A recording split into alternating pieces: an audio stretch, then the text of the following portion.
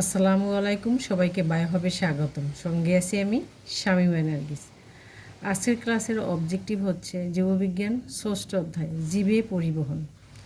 আর এই অধ্যায়ের পার্ট 6.1 থেকে 6.3 পর্যন্ত। এর মধ্যে আমরা যে কোশ্চেনগুলো খুবই ইম্পর্টেন্ট, পরীক্ষায় আসে, অনুধাবন এবং সংক্ষিপ্ত প্রশ্নে অথবা এমসিকিউ এর মধ্যে সেগুলো আলোচনা করব। চলো শুরু করি। এখানে দেখো যে 6.1-এ উদ্ভিদ এবং পানির সম্পর্ক।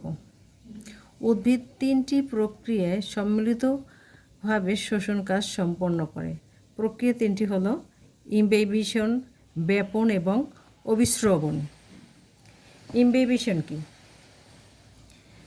কলয়েড জাতীয় শুকনো এবং অর্ধ শুকনো পদার্থ কর্তৃক তরল পদার্থ শোষণের যে প্রক্রিয়া, সেটাকে আমরা বলবো ইমবেবিশন। আর ইমবেবিশনের ক্ষেত্রে জেলেটিন, তারপর সেলুলোজ, স্টার্চ, জিলেটিন এগুলো হচ্ছে হাইড্রোফিলিক বা পানি প্রিয় পদার্থ। এরা পানিকে পছন্দ করে এবং খুব সহজেই পানি শুষে নেয়। আর ইমবেবিশন প্রক্রিয়ার একটি সুন্দর উদাহরণ হিসেবে আমরা দিতে পারি যে শুকনো কাঠ, বিশেষ করে বর্ষাকালে দরজা এবং জানালাগুলো খুব সহজে আটকানো যায় না। কারণ কি? পানি শুষে এটার আকার বড় হয়ে যায় বা ফুলে যায়। এটাই হচ্ছে ইমবেবিশন এর অন্যতম প্রক্রিয়া। এরপর হচ্ছে ব্যাপন বা ডিফিউশন। আমরা বাংলা নামের পাশে ইংলিশ নামগুলো পড়ব যাতে আমাদের ইংলিশটা একটু ভালো ইমপ্রুভ হয়। যেমন ব্যাপন আমরা আগেই শিখেছি যে প্রক্রিয়ায় কোনো দ্রবের অণু বেশি ঘনত্ব থেকে কম ঘনত্বের দিকে ছড়িয়ে পড়ে, অর্থাৎ বেশি ঘনত্ব থেকে কম ঘনত্বে যে ছড়িয়ে পড়ার যে প্রক্রিয়া, সেটাই হচ্ছে ব্যাপন। এখানে আবার ব্যাপন চাপ। একই তাপমাত্রা এবং বায়ুমণ্ডলীয় চাপে কোনো পদার্থের বেশি ঘনত্ব বিশিষ্ট দ্রবণ কম ঘনত্বের দ্রবণের দিকে দ্রাবকে ব্যাপিত হওয়ার যে প্রচ্ছন্ন ক্ষমতা, সেটাকে বলে ব্যাপন চাপ। তাহলে ব্যাপনের সংজ্ঞা, ব্যাপনের চাপ কি, তারপর আরেকটা আছে ব্যাপন চাপ ঘাটতি। অর্থাৎ দ্রবণ এবং দ্রাবকের ব্যাপন চাপের যে পার্থক্য, সেটাকে বলে ব্যাপন চাপ ঘাটতি। তাহলে আমরা ব্যাপন থেকে ব্যাপনের সংজ্ঞা পেলাম, ব্যাপন চাপ কাকে বলে, আবার ব্যাপন চাপের ঘাটতি কাকে বলে, 3টি পড়বে। তারপরে কোশ্চেন হচ্ছে অভিস্রবণ, ইংরেজিতে বলে অসমোসিস। আর এই প্রক্রিয়ার বৈশিষ্ট্য হচ্ছে একটি বৈষম্যবেদ্ধ পর্দা থাকবে। তারপর একই দ্রব ও দ্রাবক বিশিষ্ট ভিন্ন ঘনত্বের দ্রবণ একটি বৈষম্যবেদ্ধ পর্দা দিয়ে আলাদা করা হলে দ্রাবক তার নিম্ন ঘনত্বের দ্রবণ থেকে উচ্চ ঘনত্বের দ্রবণের দিকে প্রবাহিত হবে। আর এই প্রক্রিয়াটাই হচ্ছে অভিস্রবণ প্রক্রিয়া। তাহলে ব্যাপনের ক্ষেত্রে দেখলাম যে বেশি ঘনত্ব থেকে কম ঘনত্বের দিকে অণুগুলো ছড়িয়ে পড়ে। আর অভিস্রবণের ক্ষেত্রে যে দ্রাবক তার কম ঘনত্ব থেকে বেশি ঘনত্বের দিকে প্রবাহিত হওয়ার যে প্রক্রিয়া, সেটাই হচ্ছে অভিস্রবণ। এখানে 2 ধরনের অভিস্রবণ আছে, তোমাদের বইতে নাই, এটা দেওয়া নাই। বহি অভিস্রবণ এবং অন্ত অভিস্রবণ।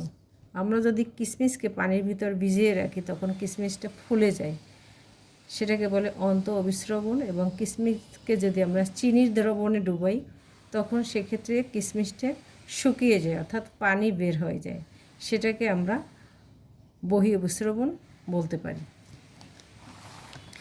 তারপর হচ্ছে পানি ও খনিজ লবণ শোষণ।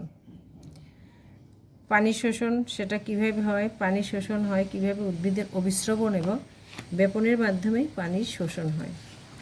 এবং এই কাজে গুরুত্বপূর্ণ যে প্রক্রিয়া কাজ করে সেটা হচ্ছে কি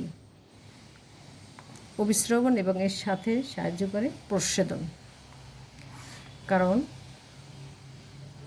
অভিস্রবণের মাধ্যমে মূলরোমের সাহায্যে পানি উদ্ভিদের কাণ্ড পাতায় পৌঁছে এবং অতিরিক্ত পানি প্রস্বেদনের মাধ্যমে উদ্ভিদের দেহ থেকে বের হয়ে যায়। তারপর খনিজ লবণ শোষণ, খুবই ইম্পর্টেন্ট এটা। উদ্ভিদ খনিজ লবণের আয়ন হিসেবেই পানির সাথে মূলরোমের মাধ্যমে সেটাই শোষণ করে থাকে, আর সেটা দুই ধরনের হয়ে থাকে, নিষ্ক্রিয় শোষণ এবং সক্রিয় শোষণ। এ দুটির মধ্যে পার্থক্য খুবই ইম্পর্ট্যান্ট। সক্রিয় শোষণ যেখানে বিপাকীয় শক্তির প্রয়োজন হয়, এটা মনে রাখবে সংক্ষেপে। আর নিষ্ক্রিয় শোষণ যেটা মূলরোমের সাহায্যে ইমবেবিশন অভিস্রবণ প্রক্রিয়ায় লবণ শোষণ করে, এতে কোনো বিপাকীয় শক্তির প্রয়োজন হয় না। তারপর এগুলো তোমরা পড়ে নেবে এটুকু।